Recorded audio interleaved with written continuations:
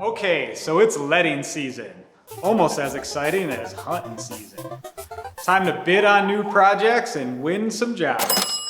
Chances are you receive PDF plans in the bid package and potentially computer-aided design files referred to as CAD files. Some commonly used CAD file formats are DGNs and DWGs that, unless you have the proper software, like MicroStation or Civil 3D, you can't even open these files. Well, how can these files even help you during the bid stage then? I'm so glad you asked that.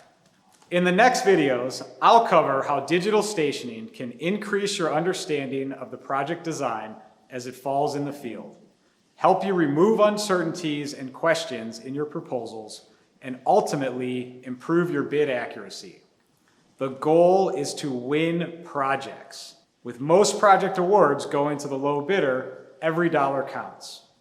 Knowing your location in the field relative to the project design when no construction setup can be seen has huge value.